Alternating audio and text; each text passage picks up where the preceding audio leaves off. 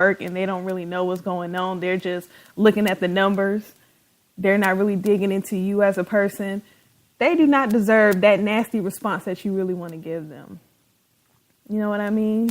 There's so many different ways we can look at this, but I'm sure you can think about a time in your life when you responded to a situation and at the end of the day, you felt like I just poured my energy into that situation for no reason at all.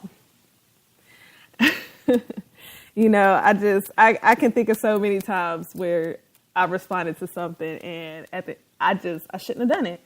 It never turned out good. It never did. And I'm not going to say I regret anything because I don't have any regrets, but I will say sometimes I wish I would have just kept my mouth shut. I do. All right, so we're halfway through the podcast, and you know, I like to give you a little something to listen to so that you can kind of refresh and get your mind right for the second half. So tonight I'm going to bring you some more Sabrina Claudio. She is such a dope artist, and I really, really, really love her music. So this next one is called Belong to You. I hope you enjoy it, and we will be right back. Take care of me. Talk all day, then at night, falling deep. Stimulate me. I want you mental and physically. I belong to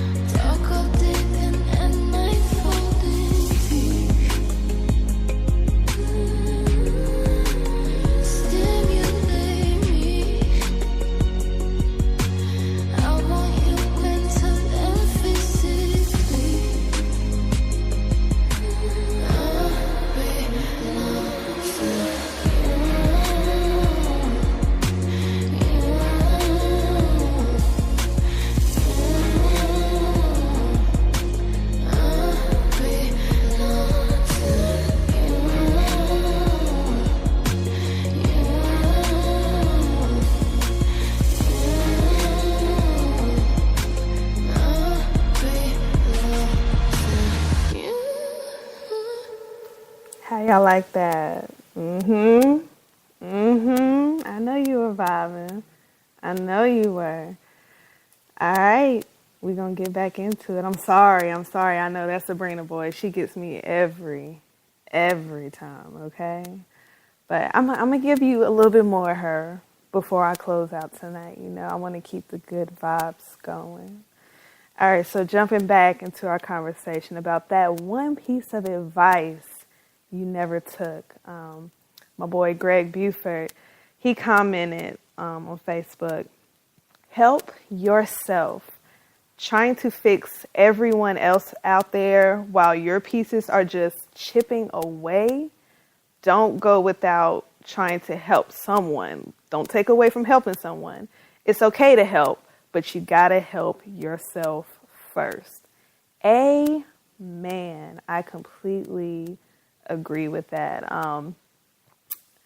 You really can't help nobody else. Well, one, you can't help somebody that doesn't want to be helped, first of all, to start with. And second of all, when you are a broken person, you can't try to build someone else up, because in the process, whenever you're trying to help somebody, you're always giving a little bit of yourself away to them. And so in your brokenness, you're breaking down even more while you're trying to build that other person up. Let me preach a little bit. Hello, did y'all hear me? But yeah, definitely, you cannot help nobody until you help yourself first.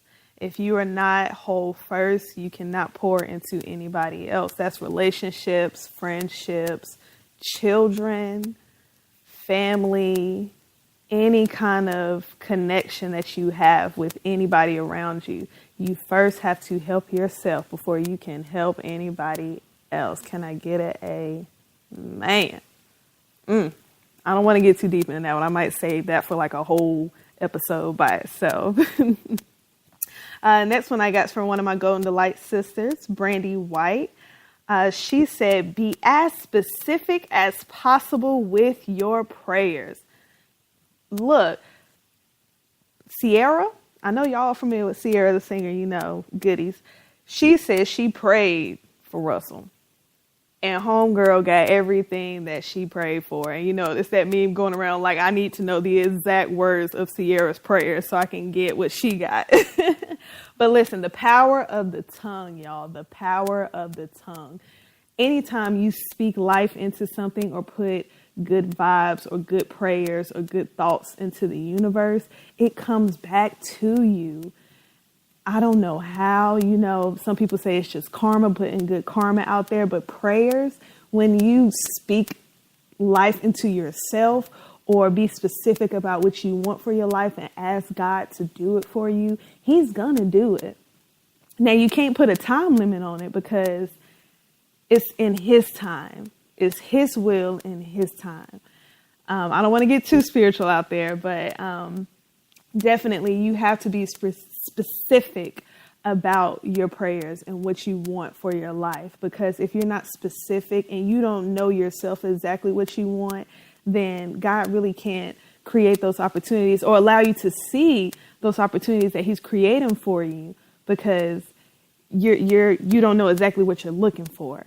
And so you really have to speak life into everything and look for the good in all situations and be specific about what you're praying for. And then when you get it, like my pastor calls it, harvest problems, do not complain. Do not.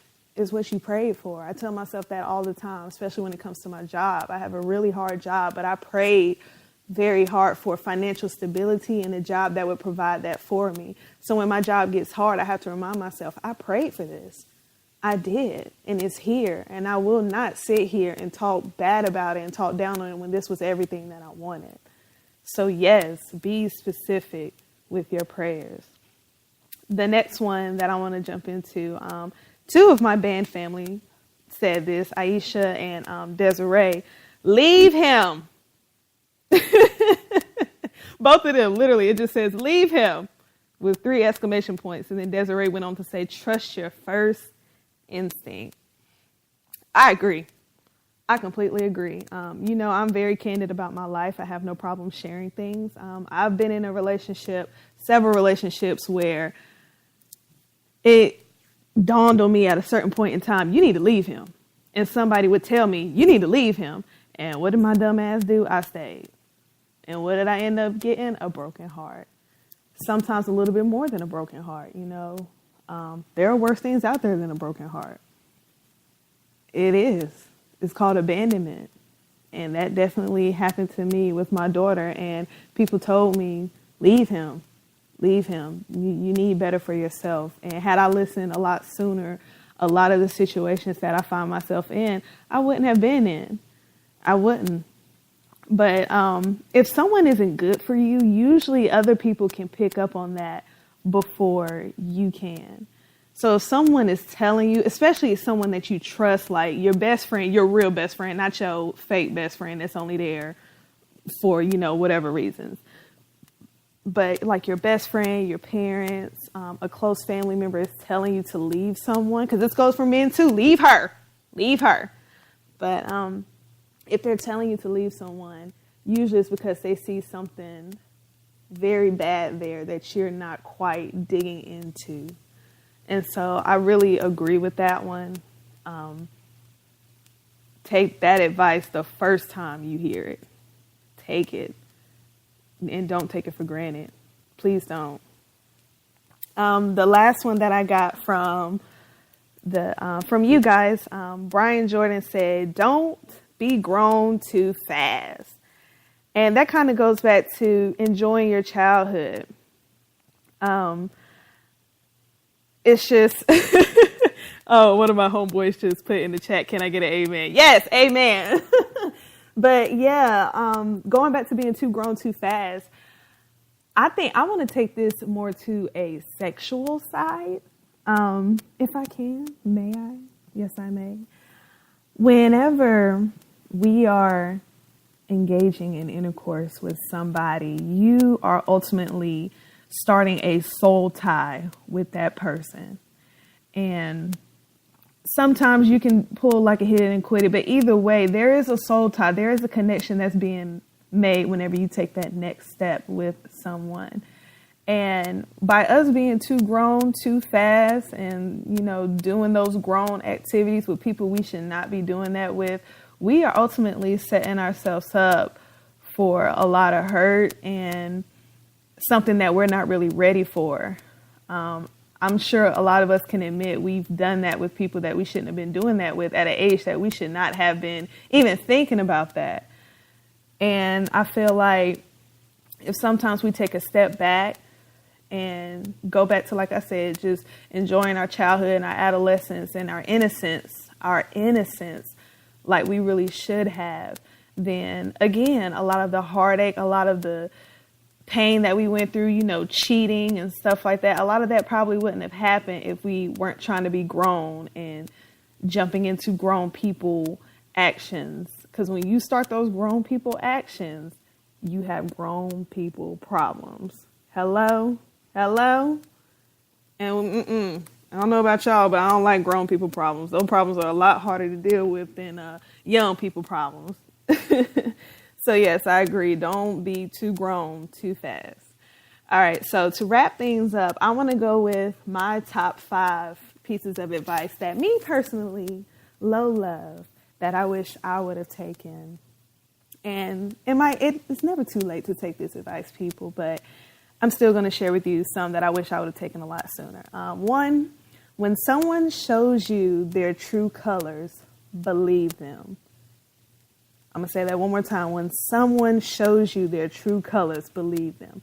Most of the time, when someone reveals their true selves to you that very first time, you're kind of in shock about it.